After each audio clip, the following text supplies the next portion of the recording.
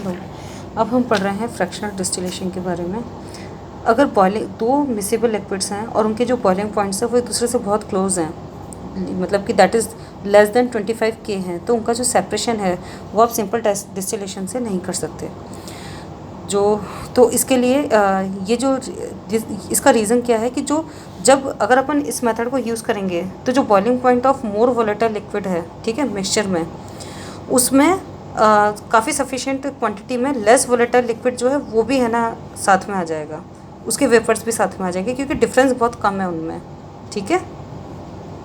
तो इसलिए हम उनके सेपरेशन इस मेथड से नहीं कर पाएंगे, ठीक है।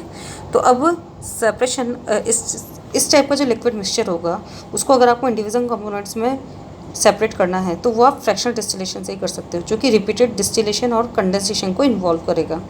फ्रैक्शनल डिस्टिलेशन जो है वो फ्रैक्शनिंग कॉलम के थ्रू कैरी आउट होता है।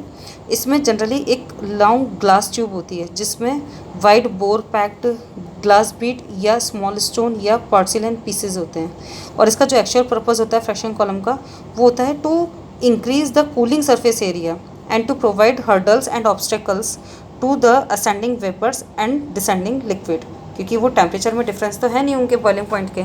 तो इसके लिए ये दिक्कत होती है कि जब भी आप इस मिक्सचर को जब आप गर्म करोगे तो क्या होगा, जब वेपर प्रेशर जो है जब इसके है ना प्रेशर के इक्वल हो जाएगा तो यहाँ पे बॉयल होना स्टार्ट होगा।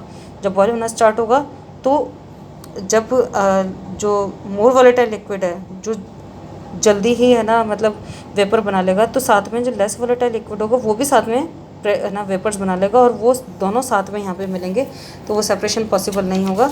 इसके लिए हम यहाँ पर फ्रैक्शनल कॉलम यूज़ करते हैं इस फिगर की तरह। ये इसे है ना फ्रैक्शनिंग कॉलम बोलते हैं हम, ठीक है। तो सपोज़ हम मिक्सचर ले रहे हैं जैसे क्लोरोफॉर्म और बेंजीन का। क्लोरोफॉर्म जो है वो ज़्यादा वोलेटाइल है, उसका जो है ना बॉइलिंग पॉइंट है 334 केल्विन और बेंजीन का 353 केल्विन है, तो बहुत कम डिफरेंस है दोनों के बीच में।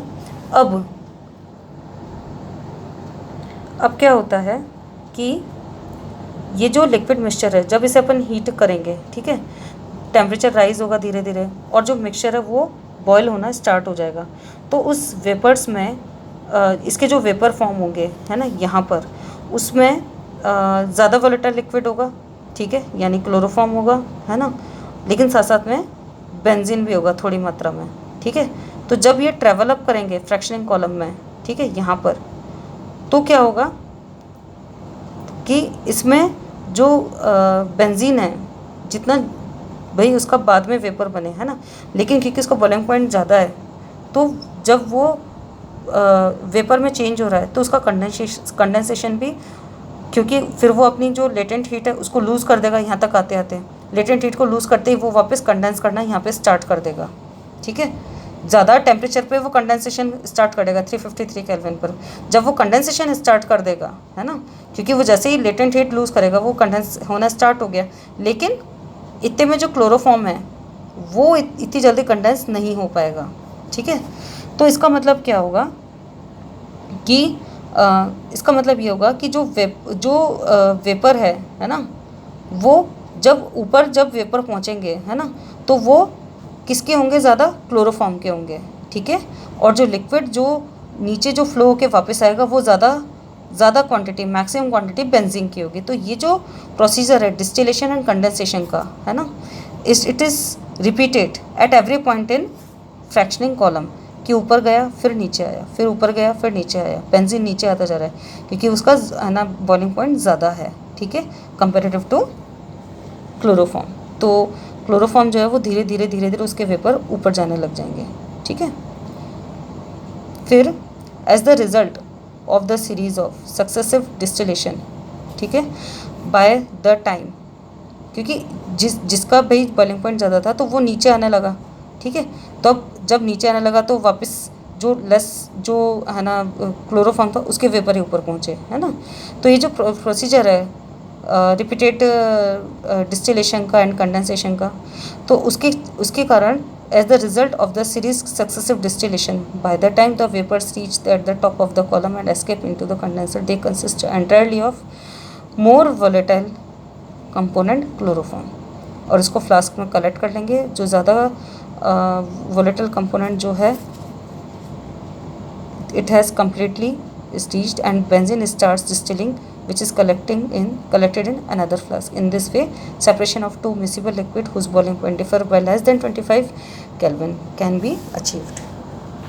तो इसके जो एप्लीकेशन है फ्रैक्शनिंग डिस्टिलेशन के, ये जो है it has been used to separate crude oil in petroleum industry into various useful fraction, gasoline, kerosene oil and diesel oil and lubricating oil. ये बहुत इंपॉर्टेंट एप्लीकेशन है, ये आपको MCQs वगैरह में भी आ सकती है। Fractional distillation of liquid air जो है वो यूज़ किया जाता है गैसेस को सेपरेट करने में एयर की, और जो फ्रैक्शनल डिस्टिलेशन है उसको यूज़ किया जाता है from a mixture of acetone and methyl alcohol from pyroligneous acid, ठीक है, जो कि हमें destructive distillation of would say प्राप्त होता है। बट इसके लिमिटेशन क्या है? At the same time components of constant boiling mixture, जिसे एजियोट्रॉप्स बोलते हैं, can not be separated by fractional distillation. जैसे कि rectified spirit consist of 95% alcohol, जिसका बॉइलिंग पॉइंट 78 डिग्री सेंटीग्रेड है, और 5% वाटर, जिसका 373 केल्विन या 100 डिग्री सेंटीग्रेड है। इसके कंपोनेंट जो है वो सेपरेट नहीं कर सकते इससे हम, because they form constant boiling mixture. वो बॉइलिंग मिक्सचर यानी एजियोट्रॉप फॉर्म कर लेते हैं। Even though there boiling points differ by, भले ही उनके जो बॉइलिंग पॉइंट है वो 22 डिग्री ही रहे हों। तो आई होप कि आपको फ्रैक्शनल डिस्टिलेशन समझ में आ गया होगा। तो आगे हम पढ़ेंगे how to obtain different gases from air. Thank you.